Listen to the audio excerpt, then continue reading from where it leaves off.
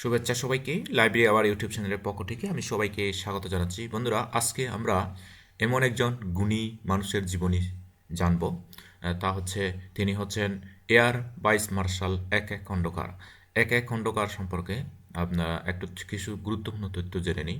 যেমন এক এক খন্দকার এয়ার ভাইস মার্শাল এক এক খন্দকার তিনি 1 জানুয়ারি 1930 সনে জন্মগ্রহণ করেন এবং 2020 সনের 2025 সনের 20 ডিসেম্বর তিনি। শুভেচ্ছা সবাইকে। বন্ধুরা, কেমন আছেন সবাই? আশা করছি সবাই ভালো রয়েছেন এবং সুস্থ রয়েছেন। লাইব্রেরি আওয়ার ইউটিউব চ্যানেলের পক্ষ থেকে আমি সবাইকে স্বাগত জানাচ্ছি। তো আজকে আমরা জানব এমন একজন গুণী ব্যক্তির জীবনী।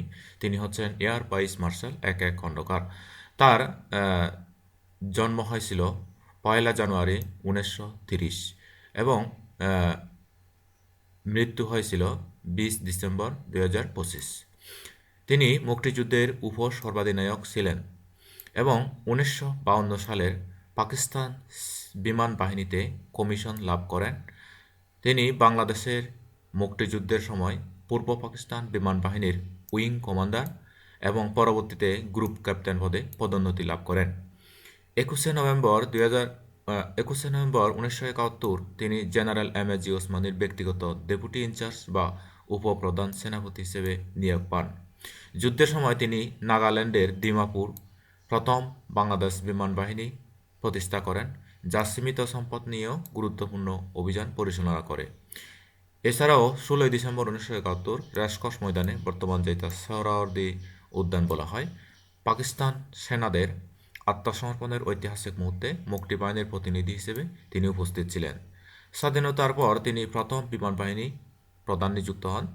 মুক্তিযুদ্ধে অনন্য অবদান রাখার জন্য এক এক খন্দকার 1973 সনে বীরোত্তম খেতাব এবং 2011 সনে স্বাধীনতা পুরস্কার লাভ করেন। তার জীবন বৃত্তান্তে আমরা জানতে পারি তার পুরো নাম আব্দুল করিম খন্দকার, যাকে বলা হচ্ছে এক এক খন্দকার। জন্মস্থান রংপুর শহরে, পৈতৃক বাড়ি পাবনা জেলার বেড়া উপজেলার ভারেঙ্গা গ্রামে। পিতা খন্দকার আব্দুল লতিফ, ব্রিটিশ আমলের তিনি ডেপুটি ম্যাজিস্ট্রেট ছিলেন। মাতার নাম আরেফা খাতুন। তার কর্মজীবন ছিল অস্ট্রেলিয়ার হাই কমিশন 1976 থেকে 1982, ভারতে হাই কমিশন 15 জুলাই 1982 থেকে 25 জুলাই 1986। তিনি পরিকল্পনা মন্ত্রী ছিলেন 14 সেপ্টেম্বর 1986 থেকে 22 মার্চ 1990 ও 6 জানুয়ারি 2009 থেকে 12 জানুয়ারি 2014। তিনি বিমান বাহিনীর প্রধান হন 7 এপ্রিল 1972 থেকে 15 অক্টোবর 1975। তিনি বাংলাদেশ বিমান বাহিনীর প্রথম প্রধান ছিলেন।